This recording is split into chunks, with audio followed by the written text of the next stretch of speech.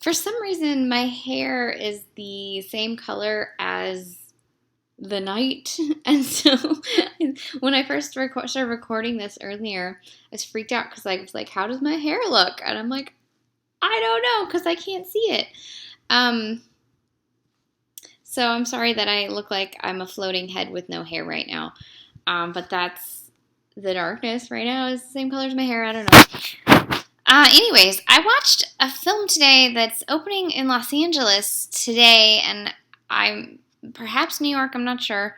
But it premiered at the LA Film Fest last year, and I did not see it because I actually didn't make it to LA Film Fest. I've lived in Los Angeles for 3 years. I never made it to LA Film Fest. Anyways, I got a screener copy of this film, so I was excited to watch it because the trailer was beautiful, and it's actually the same cinematographer from Southside with You, which was also beautifully photographed. So I was like, oh, I'm into it. The film is called A Beautiful Now, and it was written and directed by Daniela Amavia. I believe this is her feature film debut. She was a dancer who became an actress, who is now a writer-director. And I don't know quite how to describe the plot without giving anything too much away. I'll try to stick to what you see in the trailer. Essentially, it's about a woman who's a dancer. She's getting older, and as many films about women who are dancers who are getting older, the getting older is usually when they're like post 30, because dance is a cruel, cruel art where once you're past 30, you're old. And she's going through sort of a crisis of that, and a crisis with her friend group that has dissolved for various reasons. And so she feels very sad and alone, and everything that is important in her life no longer seems to really exist. And so she locks herself in the bathroom and is contemplating suicide. And during this time, her friends manage to come, maybe, to try to get her out of the bathroom. And throughout the rest of the film, you get a little bit of them talking real time, and a little bit of all the flashes of the background of how they are friends, and how how all the relationships work together, both romantically and filially. That didn't make sense. Brother and sister. There's a brother and sister in there, and the companionships and etc. And it basically all of that, like, phalanx of emotional weight gets shown through these extended flashbacks. And then there's sort of fantasy sequences and dance sequences. And what are you? My cat is being strange on the other side of the camera. And so there's a mixture of sort of reunion drama, which, like The Intervention, which was a film I watched earlier this year that also was a bunch of old friends getting together and hashing it out. And then sort of that, what do they call it, magical realism, mixed in with beautifully choreographed dances.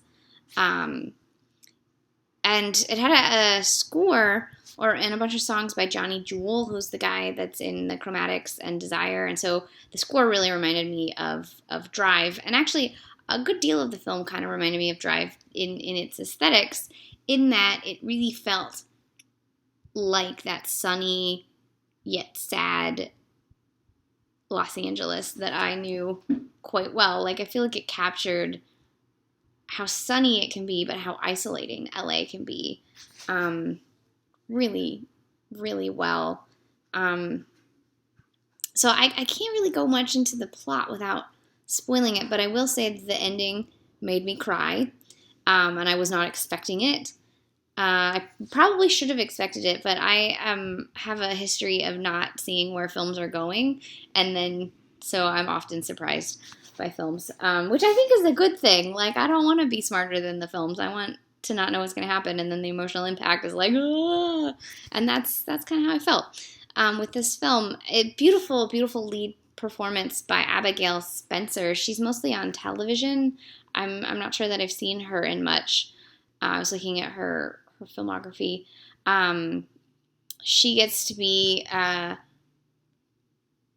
very complicated woman, like in terms of her emotional range of places where you see her in her life where she's experiencing extreme joy, or where she's experiencing guilt, or she's experiencing deep sorrow, and you get to see all of it through the extended flashbacks.